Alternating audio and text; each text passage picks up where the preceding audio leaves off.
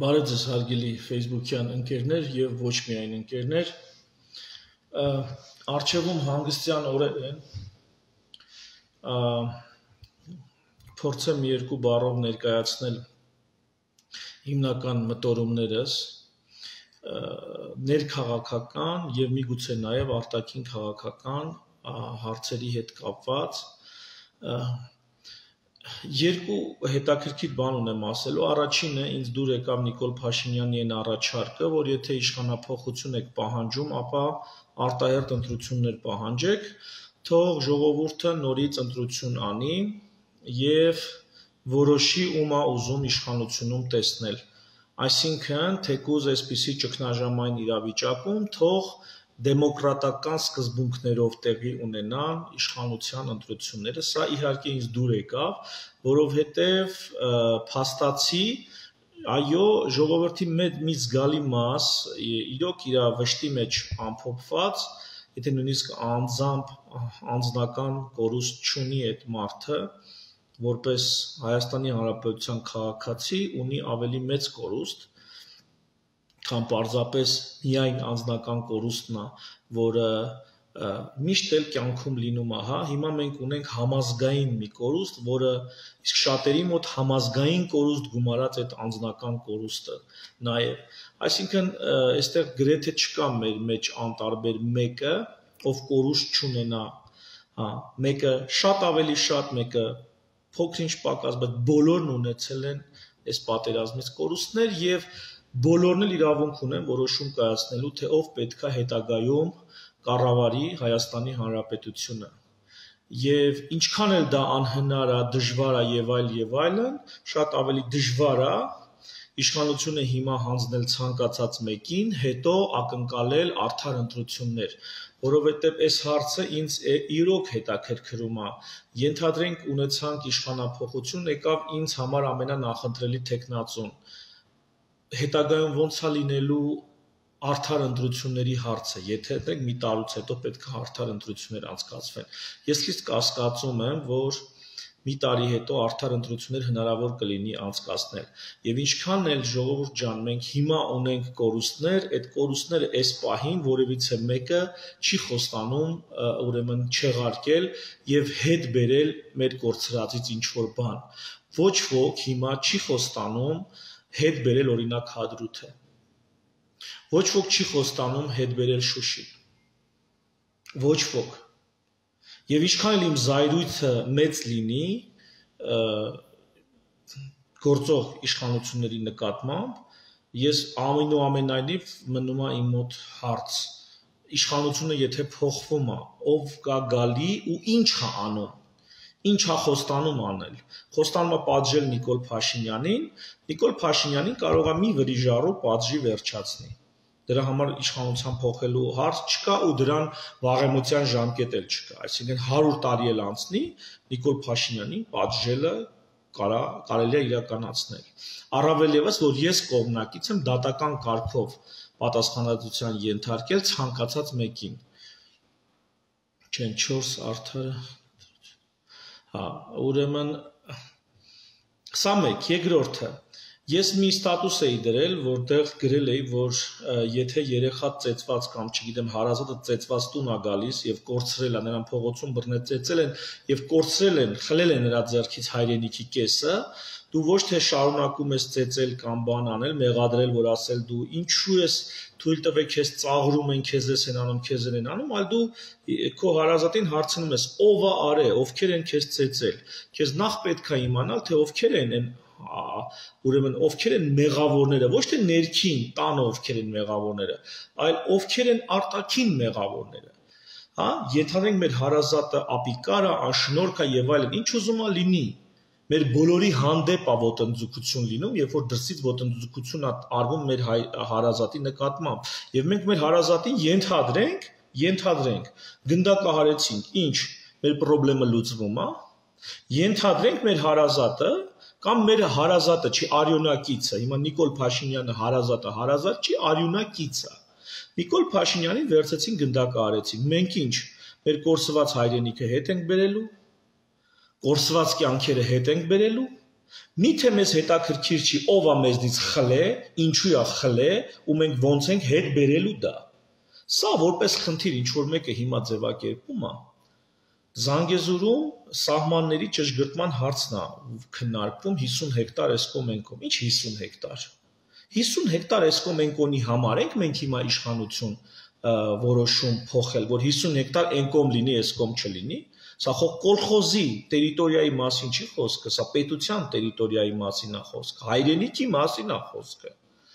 Եվ էլի մի հատ եկեք պլանկան բարձրացնենք հարգելիներս, այսօր ենք ընկե։ Այսօր ենք իջնում։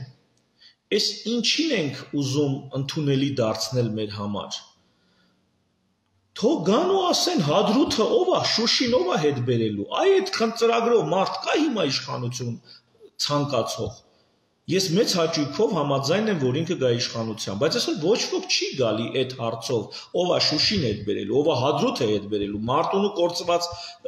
հատված ով է հետ բերելու, Մարտակերտի կորցված հատված ով է հետ բերելու, Շահումյանի շրջանը ով է դեմ տալու որպես ժամանակին մեր ունեցվածք, մեր իրավունքների իրացման տերիտորիա եւ որպես փոխանակման առարկա օրինակ Լաչինի շրջանի հետ կամ Լաչինի Միջանցքի հետ։ Հələ մի հատ լրջացեք ժողովուրդ ջան։ Իշխանապողություն ենք անում, որ ինչ անենք, որ 50 հեկտար էսկոմենկոմ անենք Զանգեզուրում։ Ես դրա հետ համաձայն չեմ։ Եթե անկեղծ ինձ համար միևնույն է 50 հեկտար էսկոմ, թե էնկոմ, միևնույնն է։ Հասկանում եք, սա կոլխոզ չի, ես էլ այդ կոլխոզի կոլխոզնիկը չեմ։ Սա հայրենիք է, պետություն է եւ ես այդ պետության քաղաքացին եմ։ Ինձ ռեալ հետաքրքիր է լրջագույն հարցեր։ Ահա թե ինչու եմ ասում։ Հա, ու այդ իմ ստատուսը, որ ես գրել եմ, մարդկանց մեծ մասը սևեռվեց նրա վրա, Նիկոլը Իշխանովա մեղավոր, ինչ աստիճան է մեղավոր, ու ես ինչ վերաբերմունք եմ ցույց տալի ներքին դավաճանական կամ չգիտեմ վախկոտ կամ ապիկար, ապաշնոր կառավարությունների նկատմամբ։ Ժողովուրդ թարգեք ներքինի մասին խոսալը։ Մի հատ ներքաղաքական հարցերը խնդրում եմ անջատեք, վերացեք ներքաղաքական հարցերից։ Մի հատ կենտրոնացեք այն մտքի վրա, որ մենք բոլորս նույն երկրի քաղաքացիներն են, քույրեր եւ եղբայրներ։ Կենտրոնացեք այն մտքի վրա, որ մեր երկիրը մեզնից տարել են, ու մենք մինչև ովքեր են տարե հարցին չպատասխանենք, ովքեր Նիկոլ Փաշինյանին շան տփոց տվեցին, այն նրանք են մեր հակառակորդները, ոչ թե ներքաղաքական ինչ որ կուսակցապետեր կամ չգիտեմ կուսակցականներ կամ չգիտեմ նախարարներ կամ եսիմով ազգային ժողովի պատգամավորներ կամ անգամ նույնիսկ վարչապետ։ Թասիբով հայրը իր երեխուն ինչքան իր երեխեն քֆուրի տակ մնացած լինի, տփոց կերած լինի, ծաղրանքից վախենան, ենթադրենք փողոցում բռնել են քո երեխային ծաղրել են, թքել են վրեն, ձեն չեն, ինքը ձեն չի հանել։ Վախեցած եկե մտելա սեղանի տակ։ Դու ինչ ես անում, ականջից բռնում, հանում ես, ասում ես լարիստեղ, ինչի ես դու մոր քֆուր են արել ձեն չես հանել։ Թե ասում ես ով է արել, տղա ջան։ Ով է արել։ Կներեք, ովքեր էին այդ բոզի տղեկը։ Դու այդ հարցն ես տալի, եթե դու թասիբով հայր ես, թասիբով ծնող ես։ Հիմա եթե մենք որպես ազգ թասիբ ունենք, որպես պետություն թասիբ ունենք, մեզ առաջի հերթին, մեզ արտաքին թշնամիներն են հետաքրքիր։ Մեզ առաջին հերթին հետաքրքիր է Ռուսաստանը, որ մեզ լիքը բան տվեց, օգնություն տվեց, թե ծախեց։ Ծախեց ինքնարժեքով, թե մի բան էլ ավել։ Եվ ինչու չտվեց օրինակ օդը փակելու հնարավորություն, թեկուզ ապառիկ, որ մենք կարողանայինք 99%-ով օդը փակել։ Այս 99%-ով ասում եմ այն չուղջիների համար, որոնք ռազմական փորձագետ են իբր թե ու ասում են 100%-ով հնարավոր չէ փակել։ 100%-ով հնարավոր չէ, 90%-ով փակեիք։ Ռուսաստանը ինչի մեջ չտվեց այս օրերի ընթացքում 90%-ով օդը փակելու հնարավորություն։ Ինչա վախենում էր, որ կարող Ամերիկան հարձակվի Ռուսաստանի վրա։ 30 հատ համակարգ դժվար էր Հայաստան տեղափոխելը։ Ինչու տվեց արտիլերիա, այսինքն ինչու տվեց թրեր, տվեց սվիններ, բայց չտվեց հրացան, հասկանում եք։ Ինչու տվեց հեծելազոր, բայց չտվեց տանկեր, համեմատական անցկացնեն, որտեղ Ռուսաստանի տված օգնությունը դա նույնն է, որ հրացաների պատերազմի ժամանակ, գնդացիների պատերազմի ժամանակ դու թրերով սպասարկես քո դաշնակից երկրին։ Ես պետք է հասկանալ։ Եվ Սերժ Սարգսյանի խոսակցությունը գաղտնի որն այդ դա զայնագրությունը, որ լսում եք Լուկաշենկոյի հետ, ձեզ պարզ չի դառնում, որ Լուկաշենկոն մի անց խոսում է Ռուսաստանի ու Ադրբեջանի շահերի օգտին, Սերժ Սարգսյանին հարկադրում են Արցախը հանձնել ռուսներին եւ թուրքերին ու հեռանալ։ Այսինքն Հայաստանի Հանրապետությանը դեմ են տվել, այս արդեն քանի տարի 16 թվականի ձայնագրություն էր։ Հայաստանի Հանրապետությունը դեմ են տվել ու ասում էին կեսը կտաս ռուսներին, կեսը կտաս թուրքերին ու դու ռադ կլինես։ Տեղից մենք քո հայ ազգի բնակչությանը կպահենք։ Սա է եղել, սա մեզ ասել են, որ սենց է։ Մեզ ասել են, որ սա է պատճառը, որ հայերը ռուսներից խռովում են։ Սա է պատճառը, որ Սերժ Սարգսյանը հայ-թուրքական արձանագրություններ է կազմում։ Սա է պատճառը, որ Նիկոլ Փաշինյանը Ռուսաստանից հեռացել է։ Այսինքն պատճառը նա է ռուսներից հեռանալու, որ ռուսները մեր հետ վարվել են որպես ամենավերջի չմոյի հետ։ Կեսը տալիս ես Արցախի ռուսներին, կեսը տալիս ես թուրքերին, դու ռադդ քաշում գնում ես։ Սա 2016 թվականի Լուկաշենկո եւ Սերժ Սարգսյանի խոսակցության բովանդակությունն է։ Թեև իմ ճղճիմ հայրենակիցը ուշադրություն էր դարձնում 5 միլիարդի կաշառքի փաստի վրա, կամ 6 միլիարդ ես կտամ այդ արտահայտության վրա։ Այնտեղ քո առաջ գեոպոլիտիկական լրջագույն բացահայտում պետք է լինի։ Փաստարկված լիքը մարդիկ, ովքեր ռուսաֆոբ են, միշտ ասում են մենք գիտեինք։ Դուք գիտեիք, դեռ չի նշանակում, որ մենք էլ գիտեինք։ Փաստերով ինչ գիտես։ Փաստերով իմանալը մի բան է, առանց փաստերի երևակայությամբ ու ենթադրությամբ իմանալը լրիվ ուրիշ բան է։ Եվ ահա Լուկաշենկո եւ Սերժ Սարգսյանի խոսակցությունը փաստացի ապացուցեց, որ Ռուսաստանը Սերժ Սարգսյանին, այսինքն Հայաստանին ասել է. Ղարաբաղը կիսում ենք թուրքերի եւ մեր միջեւ, իսկ դու Հայաստան ռադդ քաշի գնա Ղարաբաղից։ Սա են առաջարկել ու սա են պարտադրել։ Ահա թե ինչու ստատուսի հարց չի լուծվել, որտեղ եթե ստատուսի հարց լուծվեր, եթե Ղարաբաղը անկախանար, բնականաբար էլ արդեն խաղաղապահ այնտեղ անելիք չուներ, այսինքն ռուսինը դա չէր լինելու։ Այսինքն Ադրբեջանը այսպես թե այնպես իր 7 շրջանների տերն է եղել, բայց մնացած Լեռնային Ղարաբաղի տարածքը Լաչինի միջանցքով ում կպատկանի Հայաստանին, հենց բուն Ղարաբաղի քաղաքացիներին, թե Ռուսաստանին, այս հարցը քննարկվել է 10 քանի տարի, 20 քանի տարի։ Այսինքն այս 20 քանի տարի հասկանում եք, այս հարցը ձգձգվել է, ոչ թե նրա համար, որ մենք թուրքերի հետ լեզու չենք գտել։ Թուրքերը իրենց 7 շրջանի տերն են եղել, այլ եղել է նա, որ մենք լեզու չենք գտել ռուսների հետ։ Իսկ ավելի ճիշտ ամերիկացիները ռուսների հետ լեզու չեն գտել։ Թեև ամերիկացիներն այս ամեն ինչի մեջ ինչ դիրք են ընդունել եւ ինչեր են արել, դեռ բացահայտման կարիք ունի։ Ու ելի վերադառնամ ներքաղաքականին։ Դուք փոխանակ խորանակ թե ձեզ ով է հայրենազուրկ արել։ Դուք խորանում եք ներքից ով էր իշխանություն, ով էր դավաճան, նախկինները թե ներկաները, սրանք թալանել են, նրանք չեն թալանել։ Այդ լրիվ հարցերը իհարկե պարզաբանման կարիք ունի։ Ներընտանեկան ժողովում կամ ներընտանեկան քննարկումների մեջ մենք դա կբացահայտենք, բայց հենց հիմա մեզ հետաքրքիր է, թե մեր երեխան որպես լացելով ճղճղած շորերով եկե ընկելա, մտելա սեղանի տակ ու իր ձեռից խլել են հայրենիքի կեսը, որ մենք Իրան էինք վստահել։ Այդ մեր երեխուն ով է այդ օրը գցել։ Սա կարևոր է։ Ինձ համար կարևոր է։ Ես այսպես եմ ընկալում հարցերը։ Ես չեմ ասում, տղա ջան, եթե դու տփոց ես կերել, եթե դու մորքֆուր ես կերել, ուրեմն դու անբարոյական ես, դու լավ տղա չես, դու իմ տղեն չես։ Չէ, ես այդպես բան չեմ ասում, իմ տղեն է։ Բայց նա ով իմ տղուն այդ օրն է գցել, նա պիտի դրա համար պատասխան տա։ Ես նրանից ստանալու ունեմ, հասկանում եք։ Ես նրանից նրա հանդեպ անելիքներ ունեմ։ Ու փոխանակ հիմա ամբողջ ազգը եւ բոլոր այդ տեխնացուները կենտրոնանան նրա վրա։ Թուրքիա, Ադրբեջան պարզ է։ Ռուսաստանն ու Ամերիկան ստեղ ինչ կապ ունեն, ուր են, ով ինչ դիրք է ընդունել։ Ռուսաստանի եւ Ամերիկայի հարցերը լուծել է պետք։ Թուրքիա եւ Ադրբեջան պարզ է, դրանք միանշանակ թշնամու են։ Ու փոխանակ այս հարցը ազգովի մտածենք, ազգովի քննարկում են կառավարության հրաժարական, շուտ արա հրաժարվի, մենք պետք է գանք իշխանության։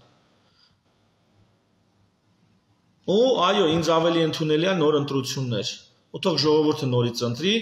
ում ինչքան ձայն է տալիս, ով է գալի իշխանության։ Թող նոր ընտրություններ լինի, ու թող ժողովուրդը էլի թե, որովհետև ժողովուրդը լավից վատից, կորցված թե չկորցված, այս երկրի տերը ժողովուրդն է։ Բոլոր դեպքերում։ Սա այսպես, երկրորդ շատ կարևոր հարցը, շատ կարևոր, որտեղ ենք մենք գտնվում, եկեք մի հատ հասկանանք։ Եկեք մի հատ հասկանանք մեր շրջապատում ինչա տեղի ունենում։ Էլի Ամերիկայի հետ կապված ես շատ բան չեմ հասկանում, որտեղ ինֆորմացիայի լուրջ պակաս ունեմ։ Բայց Ռուսաստանի հետ կապված ահագին հետաքրքիր դրություն է։ Տեսեք, Ռուսաստանը այսօր հարավային Կովկասից հեռանալու եւ հարավային Կովկասը կորցնելու շեմին է։ Ինչքան էլ մեծ խոսան, ինչքան էլ ինքնավստահ խոսան, Ռուսաստանը կանգնած է Կովկասը կորցնելու վտանգի առաջ։ Ինչու՞։ Որովհետեւ փաստացի Հայաստանը այլևս Ռուսաստանից կախված լինելու կարիք չունի։ Փաստացի Թուրքիան այլևս պատրաստ է Հայաստանի հետ մտնել թե դիվանագիտական, թե տնտեսական հարաբերությունների մեջ։ Փաստացի ռուսական բազաներն ու զորքը Հայաստանում անելիք չունեն։ Եթե այս պահին նույնիսկ ունեն, 1-2-5 տարի հետո չունեն։ Եվ փաստացի ռուսական զորքը ինչ որ չափով ամրություն ունի մնալու թերևս Ադրբեջանում, թերևս այն մնացած փշրանքների վրա հայկական, որ մենք ունեինք։ Եվ թե Ադրբեջանն է ուզելու հանի ռուսական բանակը այնտեղից վերջին հաշվով, եւ թե Հայաստանը, լսեք, հիմա չասեք, վայ, ես ինչ ես ասում, կարևոր։ Հայաստանը կարա պահանջ ներկայացնի, ասի այդ դուրս արի խաղաղապահները հանից տեղից։ Հիմա կասեք, որ խաղաղապահը դուրս գա, թուրքերը մեզ կուտեն, ճիշտ եք ասում, բայց տեսականորեն թե Հայաստանը կարա խաղաղապահներին հանի այնտեղից, թե Ադրբեջանը կարա խաղաղապահներին հանի այնտեղից։ Հիմա, եթե հայերն ու ադրբեջանցիները, ասես մի հատ տեսական վարիանտ պատկերացրեք, իրար մեջ բարիշեցին, պատկերացրեք։ Ու ասում են ախպեր, մեկը այս մնացած փշրանքը, այդ ինչ որ կատակը, Մարտակերտ, Ասկերան, սենց թենենց ռուսնա եկե թաթը դրե վրան, արի գրենք Հայաստան քո վրա, այս զորքը հանենք պրծնենք ստեղից, դու էլ ես էլ։ Ու սա լինի ենթադրենք ամերիկացիների հորդորով կամ չգիտեմ ինչով։ Հնարավոր է տեսականորեն, հնարավոր է։ Այսինքն տեսականորեն հնարավոր է հայերի եւ ադրբեջանցիների հաշտության դեպքում Ռուսաստանը կորցնի նաեւ այն փշրանքները, որ հիմա պահում է խաղաղապահներով Արցախում։ Տեսականորեն հնարավոր է։ Ուրեմն Ռուսաստանին տարածաշրջանից դուրս շպրտելու համար Արևմուտքը Ամերիկան պետք է ինչ անի։ Երկու բան. հայերին եւ Թուրքիային բարիշացնի, հայերին եւ ադրբեջանցիներին բարիշացնի։ Հասկանում եք։ Ռուսաստանը ինչ պետք է անի տարածաշրջանում մնալու համար։ Հայերին եւ Թուրքիային շարունակի գրգռել, հայերին եւ ադրբեջանցիներին շարունակի գրգռել։ Ինչպես կարելի է օրինակ հայերին եւ ադրբեջանցիներին գրգռել։ Մի հատ պրիմիտիվ օրինակ։ Ադրբեջանի նախագահը Ալիևը վերակենում պարադի ժամանակ ասում է Զանգեզուրը մերն է, յանի իրանցն է։ Սևանը մերն է, Երևանը մերն է։ Մի հատ sense արտահայտություն անում, հայերը վեր են կենում, ասում են ու հասկացա՞ք, ադրբեջանցիք էլ ընդից ու գնանք Զանգեզուրը վերցնենք։ Սա մի հատ դասական օրինակ, ոնց կարելի է այնպես անել, որպեսզի ռուսները երկար մնան, խաղաղապահները այնտեղ։ Եվ սրա ճիշտ հակառակը անելու է Ամերիկան, գալու է ասելու, այ մարդ ամոթ է Զանգեզուր, այն մարդկանցն է, ձերը չի։ Թուրքերն էլ ասելու է խելոք մնացեք, հայերին էլ ասում է ժողովուրդ ջան, դե հմի են, Ղարաբաղի են Ջաբրայիլ բանը իրանցներ։ Հասկանում եք։ Ասելիքս որն է, որ եկեք մինչև ներքաղաքական միսուտոցին անենք, եկեք մի հատ կենտրոնանանք, մեր շահերը տենանք ոնց կարանք առաջ տանենք։ Այս պահին Ռուսաստանի զորքը ստեղից կթռնի, եթե հայերն ու ադրբեջանցիները, հայերն ու թուրքերը իրար հետ բարիշեն։ Եվ հակառակը ռուսական զորքը կմնա, եթե հայերն ու ադրբեջանցիները, հայերն ու թուրքերը նո չբարիշեն։ Այսինքն մեզնից լիքը բան է կախված, որտեղ այդ հայերը մենք ենք։ Ռուսական զորքը ստեղ կմնա, թե չի մնա։ Եվ մենք, քանի որ մեզնից լիքը բան է կախված, մենք կարանք Ռուսաստանի դեմ պայման դնենք, ասենք Ռուսաստան, մեր պահանջները կատարի։ Իսկ որն է մեր պահանջը։ Հադրութ, Շուշի եւ էլի լիքը տարածքներ, որոնք Լեռնային Ղարաբաղի ինքնավար մարզի տարածքն էին եւ թղթերով ամեն ինչով իրավունքով մերն էր, բայց հիմա մի մասը դարել է Թուրքինը, կեսնեք դարել է Ռուսինը։ Մենք Ռուսաստանին կարանք տենց պահանջ դնենք եւ ասենք, եթե դու Ղարաբաղը չվերադարձիր մեզ իր ամբողջ տարածքով եւ չճանաչեցիր Ղարաբաղի անկախությունը, ընկեր Ռուսաստան, ապա դու կկորցնես թե Ղարաբաղը, թե Հայաստանը։ Իսկ եթե ճանաչեցիր, մենք քո հետ բանակցելու շարունակելու բան ունենք։ Որովհետև եթե Ռուսաստանը ստեղից դուրս եկավ ու Թուրքիան Հայաստանի հետ լավացավ, Թուրքիան Ադրբեջանի հետ sense tennis լավ է։ Հաջորդը Թուրքիան տանելու է Կովկասի իսլամական ուրեմն ինքնավարությունները։ Իսկ որոնք են Կովկասի իսլամական ինքնավարությունները։ Դաղստան, Չեչնիա, մյուսը։ Ընդ լիքը բան կա, որ Թուրքիան կարա պոկի Ռուսաստանի ձեռից։ Դա չի արվի 5-10 տարում, կարվի 20, 30, 40 տարում։ Ավելին, Թուրքիան մտնելով տարածաշրջան, կարա Կասպից ծովի վրայով քայլանի եւ խլի նաեւ միջինասիական երկրները թրքախոս եւ իսլամական։ Այսինքն միջինասիական երկրները համ թրքախոս են, համ իսլամական, Կովկասյան մի շարք տարածքներ իսլամական են։ Ու Թուրքիան այս ամեն ինչը Ռուսաստանից կարող է խլել, հարգելիներս, դանդաղ, բայց մեթոդաբար աշխատելու շնորհիվ։ Եվ իհարկե սա վաղ թե ուշ շատ հավանական է, որ լինի։ Հայաստանը այս ամեն ինչի մեջ Ռուսաստանի համար որպես պլացդարմ արգելք է հանդիսանում։ Եվ Ռուսաստանը փոխանակ դող դղա Հայաստանի համար, փոխանակ ամեն ինչ անի, որպեսզի Հայաստանը հզորանա, ունենա հզոր բանակ եւ կարողանա թուրքական այս շարժի դեմը առնի, հակառակը։ Մի բան էլ մեր ձեռից խլում է Արցախի կեսը, այն մյուս կեսն էլ նվեր է տալիս թուրքերին։ Հասկանում եք։ Սա հասկացեք, փոխանակ ընդեղ գնաք ավել պակաս ներքաղաքական հարցեր, ասում եմ ուտոպիայի ժանրից է։ Ուտոպիայի ժանրից է Արցախի կեսը ռուսի թողել ու Արցախի կեսն էլ թուրքին թողել։ Այդ դա է ուտոպիայի ժանրից։ 2 ամիս առաջ ուտոպիա կլներ, եթե մեկը հներ ասեր ժողովուրդ Ռուսաստանն ուզում է թուրքին տա Արցախի կեսը, այն մյուս կեսն էլ տա ռուսին։ Այդ էր ուտոպիայի ժանրից։ Ուտոպիայի ժանրից չի, որ Ռուսաստանը կորցրել է արդեն իսկ լիքը բան եւ շահել է մի բան մետի մեր հաշվին խաղաղապահներ Արցախում։ Ու ես ուզում եմ, որ հիմա ժողովուրդ ջան, մենք սրա մասին լուրջ մտածենք։ Ով որ հա ու ինչ անում Ռուսաստանը, որպեսզի շարունակի մեզ պահի իր իշխանության տակ։ Ուզում է իշխանության բերի, իհարկե ամեն ինչ անելու է, որպեսզի իշխանության բերի ռուսական տեխնացուների։ Ու ինչքան էլ իմ սրտով լինեն իրանք որպես պրոֆեսիոնալ, օրինակ ես անկեղծ ձեզ ասեմ, Ռոբերտ Քոչարյանի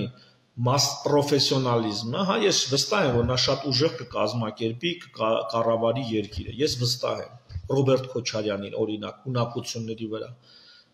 Բայց ես հեշտ չեմ ուզում, որ Ռոբերտ Քոչարյանը հենց այնց Հայաստանում պահի ռուսական զորքեր։ Ռուսական բազան հենց այնց լինի Հայաստանում։ Ռուսական բազան Հայաստանում կարա լինի միայն Հադրութը հետ բերելու շնորհիվ։ Իսկ Ռուսաստանը դա կարա անի։ Մինսկի խումբը իդեպ Լուկաշենկոյի հետ հարցազրույցում բացահայտվեց, որ Բաչի Մինսկի խմբից, որը մանդատ ուներ այս կոնֆլիկտը լուծելու, զուգահեռ մի հատ բանդիտական խումբ է գործել, էդի ներհապկական,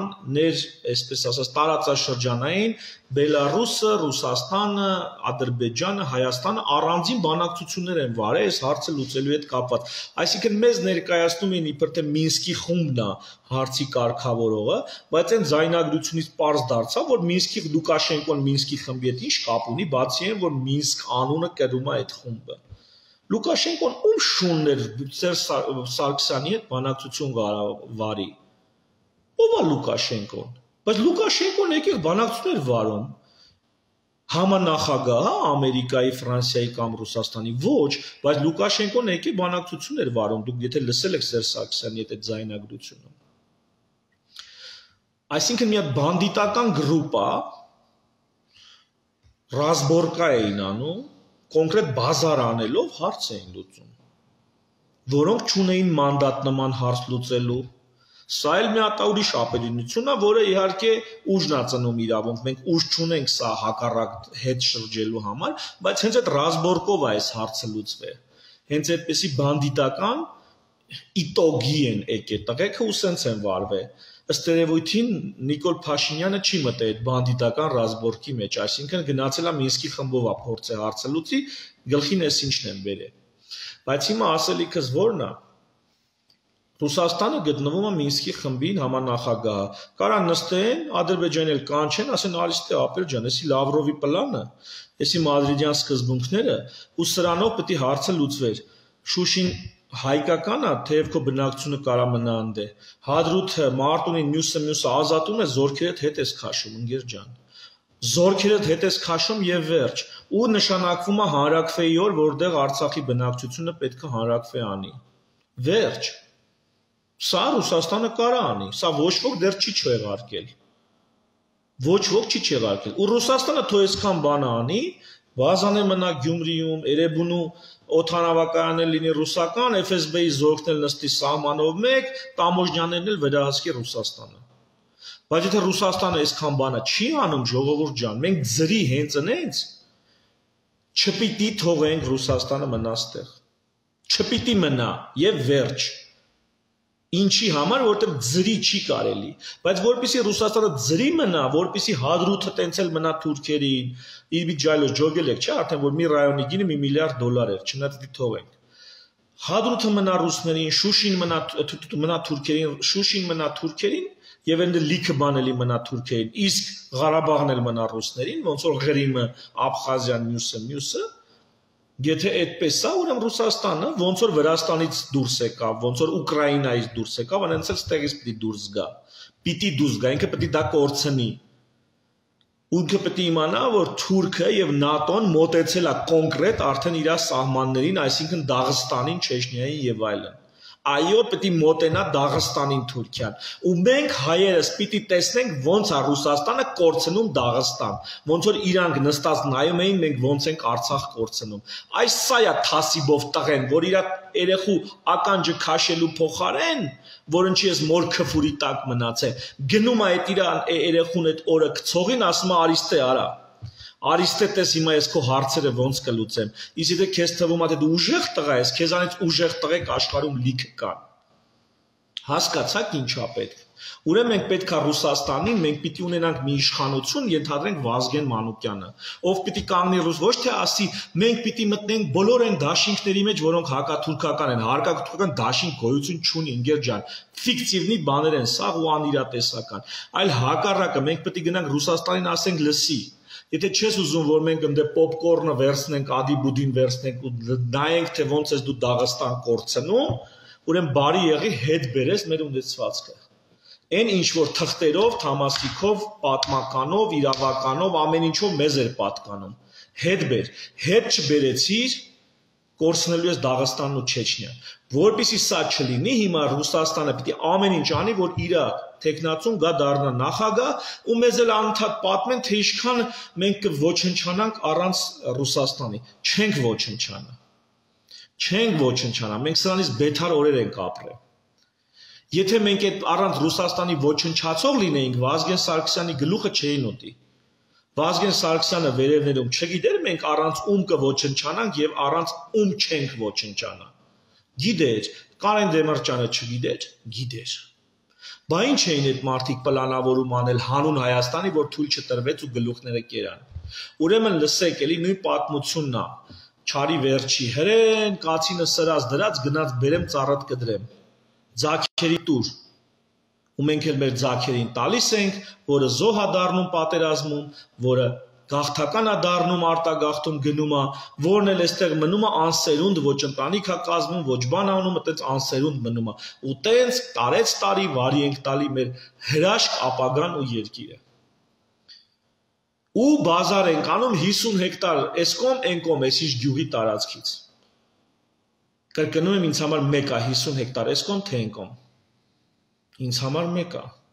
Ղարաբաղը մենք պիտի հետ բերենք։ Ու եթե ոչ մի նախագահի տեխնացու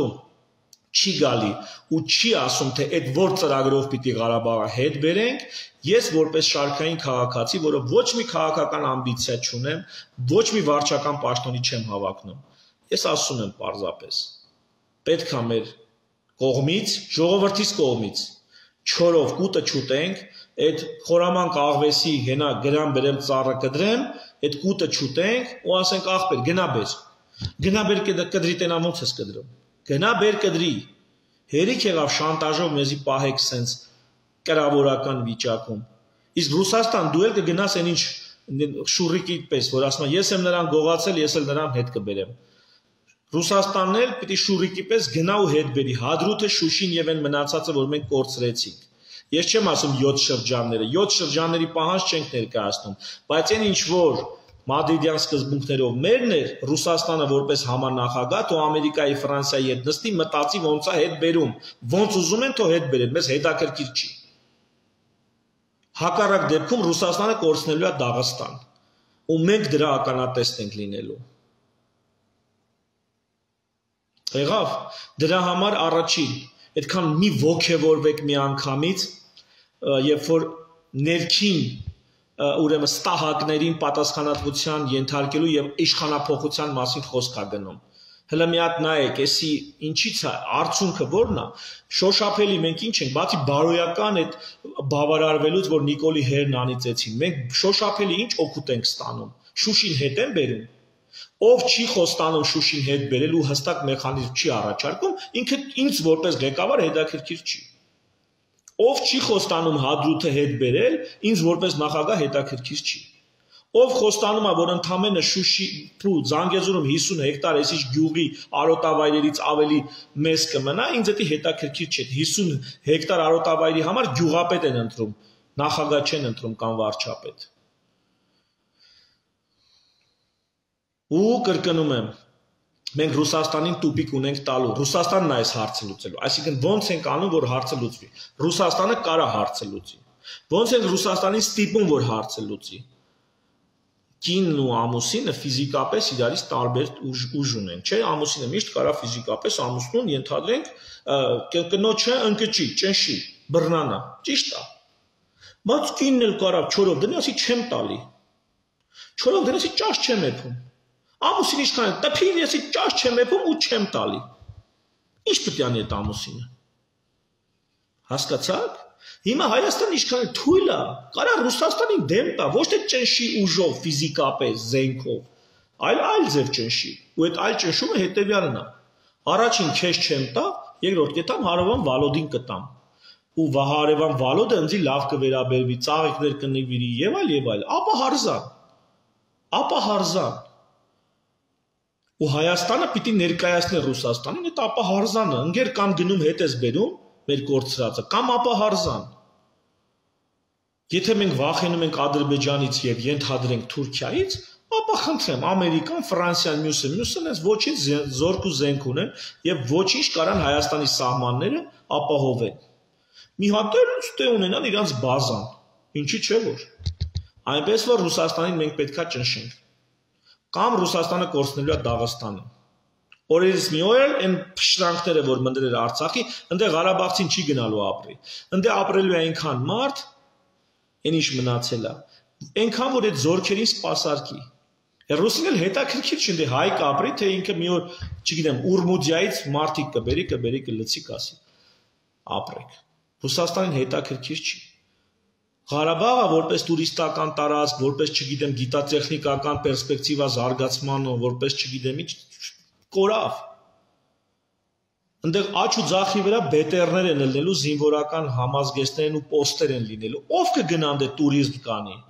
Ով կգնա դե ինչ որ մի հատ կոնֆերանս կկազմակերպի գիտական, Եվրոպայից էլ հյուրեր հրավիրես, տանես այդ բետերների մեջ այդ ռազմականացվածի մթնոլորտում կոնֆերանս անես գիտական կամ չգիտեմ ինչ ձեռնարկություններ բացես ու այնտեղ չգիտեմ բան անես, հա, ասենք Դիլիջանի դպրոցի նման մի հատ դպրոց բացես ու տենց գիտություն զարգացնես, կարաս Ղարաբաղում հիմա տենց բան անես։ Ղարաբաղում ամենաշատը բազաներ, բլինդաժ, Ղարաբաղը դարել է կազարմա։ Կազարմայում սկի անասուն չես կարա պահես։ Գոմ որպես չի ծառայի սկի դա։ Դուք հասկանում եք Ղարաբաղը ինչի է վերածվել։ Այդ խաղաղապահների, այդ ռուսականացված Ղարաբաղը հասկանում եք ինչի է վերածվել։ Մանրից մարդիկ տներ են առնելու Հայաստան տեղափոխվեն կամ Ռուսաստան կամ արտասահման գնան։ Մենք կորցնում ենք այդ փշրանքներն էլ։ Եվ դա պահելու ձևը, որպես այդ կազարման վերափոխվի գեղեցիկ քաղաքացիական մի բանի, պետք է անկախություն ճանաչվի դրա։ Դրա անկախությունը պիտի ճանաչվի։ Առաջինը Իսկ մինչև դրա անկախություն ճանաչվելը, որը էլի մադրիդյան սկզբունքներով կարելի է, պիտի վերականգնվի Հադրութ, Շուշի եւ մնացած տարածքները, այն ինչ որ թղթերով մեզ էր պատկանում։ Իսկ սա պիտի անի Հայաստանի ղեկավարությունը, իսկ որպեսզի սա Հայաստանի ղեկավարությունը անի, ինքը պիտի Ռուսաստանին ճնշի, որպեսզի Ռուսաստանին ճնշի, պիտի ռուսաստանացի զորքը ստեղից հան, բազաները ստեղից հան։ Հասկանում եք։ Իսկ սա ասելու համար պլոճիկ է պետք։ Հարգելիներս։ Չգիտեմ, միգուցե բարդ խոսեցի, միգուցե չգիտեմ, դժվար էր, ուտոպիստական է եւ այլն, բայց ինչքան էլ ուտոպիստական է, ֆիզիկապես նվազ կինը իր հաղթանդամ ամուսնուն ծնկի բերելը, բայց դա հնարավոր է։ Միայն հիմար կինը չի կարա իր ամուսնուն ծնկի բերի։ Հիմար կինը, իսկ իմաստուն կինը հաստատ ծնկի բերի։ Վերջի վարիանտ ասեցի, ապա Հարզան գնում է Վալոդի հետ գուլյատ անում։ Ու տենամ այդ դեպքում ինչ կանի, իր տենց ատոմային ձերժավը ամուսինը, ոչ մի բան չի կարող անի։ Հասկանում եք, ինչքան օրինակս կարող է ինչ-որ մեկի հույզերին տենց կպնի, եկեք մի պա ցենզուրա բան, տենց կոմպլեքսներ դնեք մի կողմ ու հիշենք, որ մենք հայրենիք ենք կորցրել, դա մեզնից խլել են ու կիսել են երկու մասի, կեսը ռուսին, կեսը ադրբեջանցուն։ Հիմա ես երկուսից էլ մենք ստանալու ունենք։ Ու իսկ դրա համար պետք են ղեկավարներ։ Ու այդ ղեկավարները չպետք է լինեն, այս որ եկել են ասում են մենք խոստանում ենք, ինչ ես խոստանում։ Ասում են դե այդ պայմանագիրը պետք է կատարվի։ Ո՞նց պետք է կատարվի այդ պայմանագիրը։ Ուրեմն Ռուսաստանը գնաց ստեղից, վերջ։ Վերջ Ռուսաստանը գնում է ստեղից։ Տենան ո՞նց է այդ պայմանագիրը կատարվելու։ Պատրաստ է Ռուսաստանը կորցնի Դաղստան եւ Չեչնիա, կարծում եմ, որ ոչ։ Պատրաստ է կորցնի Ղազախստան ու մնացած միջինասիական իր ազդեցությունը, կարծում եմ, որ ոչ։ Այդ ամեն ինչի ճանապարհին այսօր մի հատ Հայաստան է կանգնած։ Մի Հայաստան։ Եկեք մենք մեր գինը իմանանք, մենք մեր գինը հասկանանք։ Մենք արժենք Հյուսիսային Կովկաս Ռուսաստանի համար։ Մենք արժենք Միջին Ասիա Ռուսաստանի համար։ Մենք այդքան գին ունենք, այ ձեր ցավը տանեմ։ Ու փոխանակ մեզի փշի անելու, մեզի լավ նայելու, մեզ նվերներ տալու, Ռուսաստանը վերցրեց, Ղարաբաղը կիսեց, կեսը պահեց իրան, կեսը տվեց Թուրքին։ Էտա մենք Թուրքի հետ կխոսայինք, կեսը կտայինք Թուրքին, կեսը կպահենք մեզ։ Էլ ինչի՞նք այսքան պատերազմ ու կոտորած անում։ Կխոսայինք Թուրքի հետ, կբալիշենք, կկիսվեինք, կպրսնեինք։ Էլ ինչի՞նք այսքան անում։ Հասկացաք։ Սա է իմ դիրքորոշումը, սա է իմ մոտեցումը, սա է իմ ընկալումը։ Ես չեմ ասում սա միակ ճշմարիտն է, բայց սա իմն է։ Դուք համաձայն չեք, հարց չկա, ես այսպես եմ մտածում։ Այս միտքը, եթե նույնիսկ ձեզ համար ամբողջական մի կառույց չի, կարող եք օգտագործել այս մտքից առանձին դետալներ, որպես շինանյութ ձեր մտքերը կազմակերպելու, կառուցելու համար։ Առնվազն այստեղ խելացի բաներ ասվեցին, որոնք կարելի է օգտագործել որպես շինանյութ ձեր սեփական մտքերը կառուցելու համար։ Եղավ։ Թերևս այսքանը, շնորհակալություն ուշադրության համար, ցտեսություն։